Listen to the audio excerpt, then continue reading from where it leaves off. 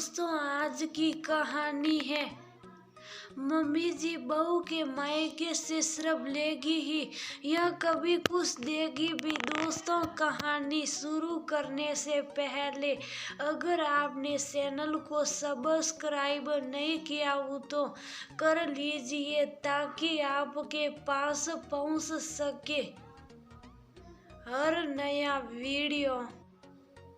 ये ले बेटा, ये लड्डू भी बैग में भर ले वरना कहीं छूट ना जाए। कविता जी लड्डुओं से भरा डिब्बा सनिया को पकड़ाते हुए बोली, और ये समधन जी के लिए साड़ी और समधन जी के लिए शर्ट पैंट। तेरे पापा और मैं ये कपड़े लाने खास शहर से दूर पंडवारी शोरूम गए थे जहाँ की पसंद को कोई ना कह ही नहीं सकता। देखना उन लोगों को बहुत पसंद आएंगे उपहार। सनिया बोली, मम्मी उपहार किसे पसंद नहीं आते? आप लोगों ने अब तक जितने भी उपहार दिए उन लोगों को सभी उपहार पसंद आए। और मम्मी अब मुझे शादी के लिए 8 वर्ष हो गए, आप कब तक सभी को उपहार देती रहेगी? आप जितना भी दो ससुराल वाले तो कभी ना नहीं कहेंगे ना। ऊपर से आप हर ठंड में मुझे देसी गोद से बने ये लड्डू खाने के लिए मायके बुलाती हो, मुझे तो जी भर के खिलाती हो मगर एक डिब्बा भरकर मुझे ले जाने भी देती हो। आपको कितनी बार बताया मैंने, राजीव को मीठा ज़्यादा नहीं पसंद है, इसलिए आप बार बार मुझे लड्डू ले जाने मत दिया करो। कविता जी बोली, बेटा ये लड्डू तो तेरे ससुराल वालों के लिए, मैं जानती हूँ राजीव जी को ज़्यादा मीठा नहीं पसंद, इसलिए इनके लिए ये गुड़ वाले लड्डू अलग से ही बना दिए थे जो इस डिब्बे के अंदर एक छोटे डिब्बे में अलग ही रख दिए हैं। मम्मी आप हर साल कितना कुछ देते हो मुझे और मेरे ससुराल वालों के लिए। मुझे लगता है अब आपको ये सब बंद करना देना सही है। आप हर बार अकेले इतना मेहनत करती हो, इतने सारे लड्डू अकेले बनाती हो ताकि हम सबको अच्छे से खिला सको और उन लड्डुओं में भर भर कर घी ड्राई फ्रूट्स डालती हो वो अलग। कविता जी बोली, बेटा कौन सा पराई लोगों के लिए तकलीफ उठा रही हो? तुम्हारे ससुराल वाले मेरे अपने ही तो हैं, आखिर मैंने बेटी दी है उनको। सनिया बोली, मम्मी आपने बेटी दी है इसका मतलब ये नहीं है कि आप हर वक्त बेटी के ससुराल वालों की जी हंजूरी करो, उनके लिए बार बार कुछ न कुछ उपहार या सामान भेजो। ससुराल वालों को तो कभी नहीं लगता कि उन लोगों ने भी बेटी ली है, या से उन लोगों का भी तो आप लोगों के लिए कुछ तो फर्ज बनता है।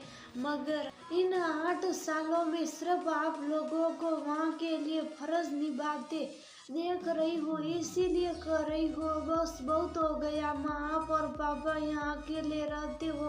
पापा भी अब बूढ़े हो गए, कब तक मेहनत कर पाएंगे? अब आप लोगों के पास जो भी है उसे बचा कर रखो, यूँ वर्त मेरे ससुराल पर उड़ाने की कोई जरूरत नहीं, क्योंकि मैं ये बात अच्छे से जानती हूँ कि कभी आप लोगों के लिए कुछ करने की बारी आई तो मेरे सास ससुर कभी आगे नहीं आएंगे। सनिया की ट्रेन का वक्त हो रहा था, इसलिए उसने अपने माता पिता के पाँव से और दोनों बच्चों के साथ स्टेशन के लिए निकलने लगी। कविता जी और पिता का किशोर जी बोले, पहुंचते ही फोन करना बेटा। सनिया ने प्यार से दोनों को देखा और रिक्शा चल पड़ी। स्टेशन पहुंचकर देखा तो ट्रेन लगी हुई थी। सनिया और दोनों बच्चे ट्रेन में चढ़ गए।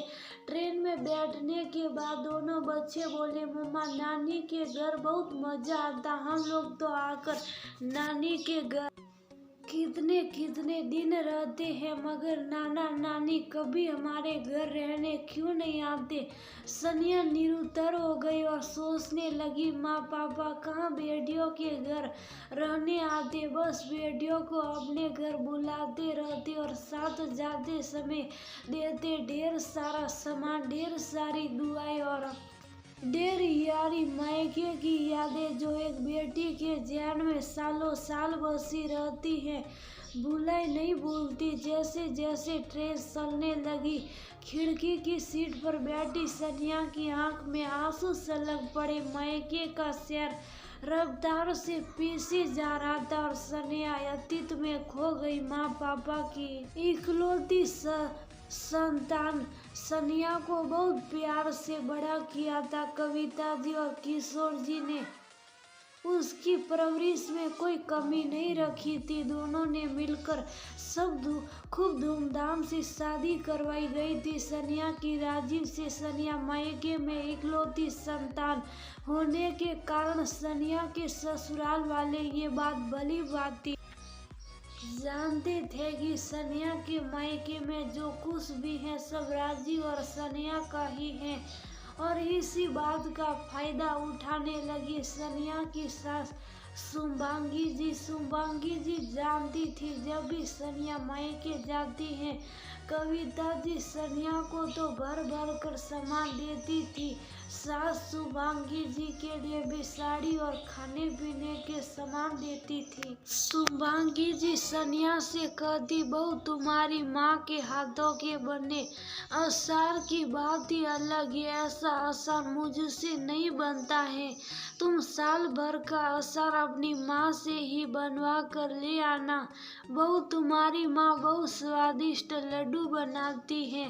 कविता जी से मिलने पर शुभांगी जी उनकी तारीफों के पुल बांध देती। आपके हाथों में तो स्वाद है, आप जो कुछ भी भेजते सभी को बहुत पसंद आता। लास्ट टाइम आपने जो कपड़े भेजे थे मुझे और आपके समधी जी को बहुत पसंद आए। सनिया की माँ कविता जी वैसे भी हाथ की धनी थी, वे समधन जी को बहुत मान देती थी, इसलिए हर बार कुछ ना कुछ उपहार भेज देती थी। सनिया को अपनी माँ के लिए बहुत बुरा लगता।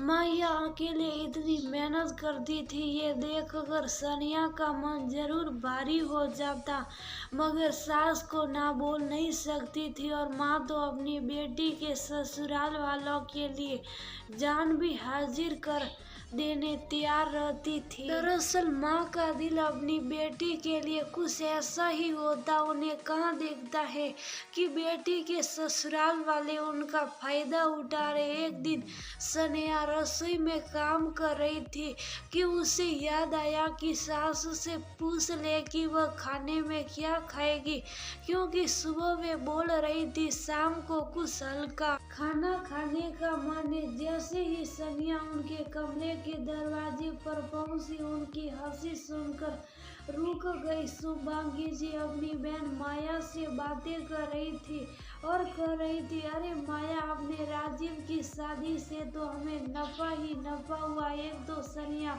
उनकी इकलौती बेटी, सनिया के मायके में पैसा भी बहुत है तो सब कुछ राजीव का ही हुआ ना, और दूसरा सनिया की माँ साल भर का अचार हो या कभी मूंग दाल की बड़ी तो कभी साल भर के आलू के चिप्स तो कभी ठंड के लड्डू, कुछ न कुछ भेजती ही रहती हैं। जब से राजीव और सनिया की शादी हुई, यूं समझ मेरा काफी पैसा बस रहा।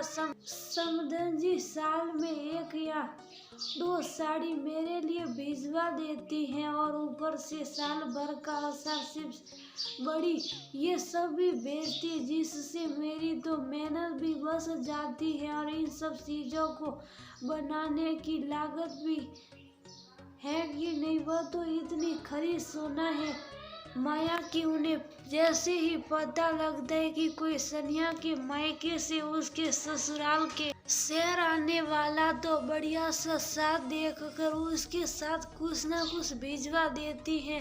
तो भी तेरे सोटू के लिए ऐसी ही लड़की ढूंढना जिसके घर में आने से नफा हो, नुकसान नहीं हो, लड़की मायके में अकेली और मायका पैसे वाला हो, तो भी सारे अपनी इकलौती बेटी और उसके ससुराल वालों के जान न्योछावर करते। ये बोलकर दोनों बहनें हंस पड़ी। बच्चों के गर्मी की छुट्टियां होने वाली थी।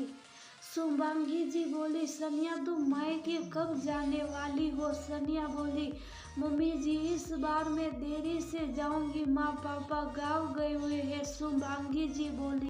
अरे हाँ, मैं तो भूल ही गई थी। थोड़े दिनों बाद सनिया अपनी भाई रत्ना के साथ मिलकर साल भर के लिए तैयार होने वाले आलू के चिप्स बनाने लगी तो शुभांगी बोली, सनिया इस बार यहाँ बना रही हो ये सब जो हर बार तुम्हारे मायके से लाती हो ना। हाँ मम्मी जी, माँ हर साल अकेली कितनी मेहनत करके बनाती है। इस बार माँ गाँव गई है तो आलू के चिप्स, वड़ी और अचार सब यहीं बनेगा और मैं यहाँ से मेरी माँ के लिए भी ले जाऊंगी, इसलिए ज़्यादा मात्रा में बना रही हूँ। शुभांगी जी को ये उन गुस्सा आ गया। वे तिल मिलाकर बोली, बहू अब यहाँ के लिए बना ही रही हो तो कोई बात नहीं, मगर तुम्हारे मायके ले जाने की क्या जरूरत है।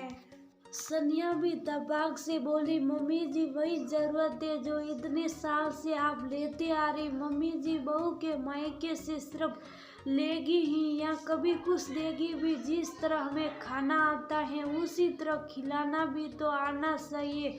शुभांगी जी बोली, बेटी के ससुराल वालों का फर्ज होता है ये सब करना और उनको खुश रखना। वे लोग हमें इतने सालों से खुश रख रहे हैं तभी तो हम तुम्हें यहाँ खुश रख दे। सनिया बोली, मम्मी जी शादी कोई समझौता नहीं है या कोई खेल नहीं है जिसमें लड़की के मायके वालों ने लड़की के ससुराल वालों को खुश रखने का ठेका ले रखा है। ये तो एक ऐसा बंधन है जहाँ दो अजनबी रिश्ते आपस में जुड़ते और दोनों का फर्ज होता है एक दूसरे को खुश रखना।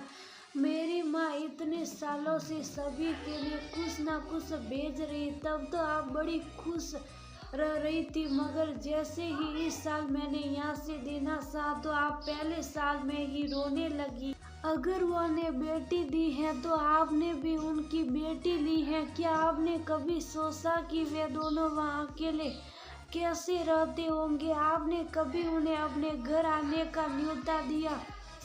थोड़े दिन ही सही वे आकर यहाँ रह नहीं ना। मम्मी जी आप सिर्फ ले सकती, देने की भावना बिल्कुल नहीं है आप में। शुभांगी जी कुछ ना बोली और इस बार सनिया अपनी माँ के घर अपने हाथों से बनाकर चीजें लाई।